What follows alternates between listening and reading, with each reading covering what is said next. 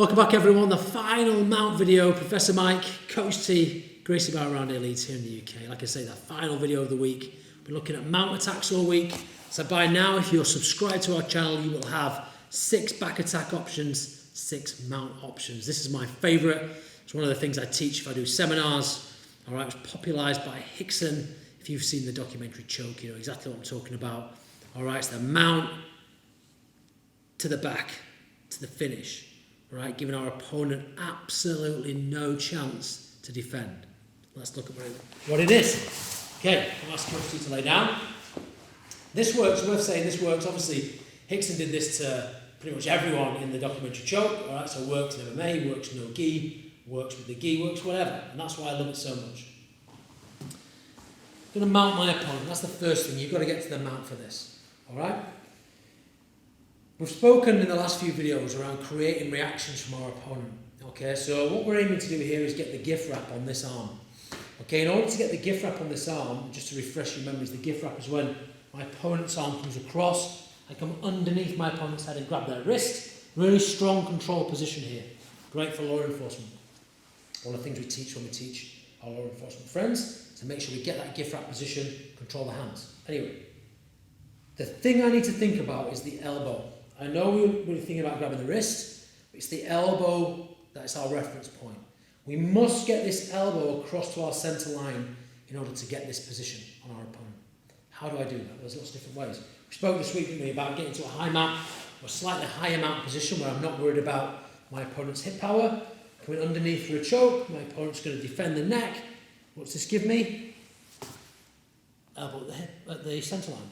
Every time, okay? Maybe we come through this way, to the elbow, dominate. We can use a 2-on-1 if we need, to actually move it if our opponent's much stronger than us. Okay, but ideally I'll get the centre of my chest behind my opponent's elbow, and that'll be the thing that moves it across. However you do it, figure it out. Experiential learning is key to Jiu-Jitsu. Get training with your partners, figure this problem out. Getting that elbow to your centre line. When we do, what that gives us is our opponent's wrist on the far side of his head. Come underneath the head, grab the wrist. This time I'm going to go thumb around. I want the strongest grip possible. Thumb comes around here. We're going to then go 2-on-1 on this arm. For 2 reasons. One, we do not want to lose this position. It's so advantageous. Secondly, if I go 2-on-1, it gives me a better ability to turn my opponent. This way, Coach T, 45 degrees. So from here, look. However I get this position, chest does the job. It's hard for him to regain control of this arm now. Come through, grab the wrist. 2-on-1. C grip on the elbow is ideal. All right, now look. Slide to technical mount. And I pull with the hand on the wrist and push the hand on top. Turns my opponent onto his side. I'll cinch this position up whereby my shin is parallel to his back. And my standing foot on the far side is pinning his hip. He no longer can move either to his back or to his tummy. He's locked in position by both my legs and now my arms. This, as I said, from a law enforcement control position, dominating the wrists here, you're here all day. Very, very difficult for this guy to escape now. All right, you've got lots of options, and also you've got fantastic kind of situational awareness. So if you can get here with anybody, you're good to go, you stay here all day. To finish from here, like Rickson did, we maintain our 2-on-1 position. The key detail is stepping my knee back to his hip line, because that creates an advantageous 45-degree angle, which we need. And we need that to roll his hips over our hooks. This is what it looks like. So from here, I windscreen wiper out again, like we did yesterday. I step back 45 degrees, getting my knee approximately in line with my opponent's belt line. From there, I pull them to me. And this has created an angle on my opponent. I'm now going to go 45 degrees across the shoulder line. I have to use my chest for this. If you roll straight forward, it's not going to work. If you push to the head, you're going to slip off. I've still got my 2-on-1. Chest comes behind my opponent's back. I'm rolling over the fulcrum, which is their elbow, 45 degrees.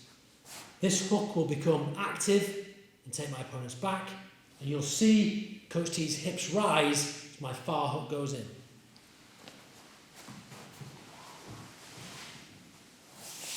to there. Okay.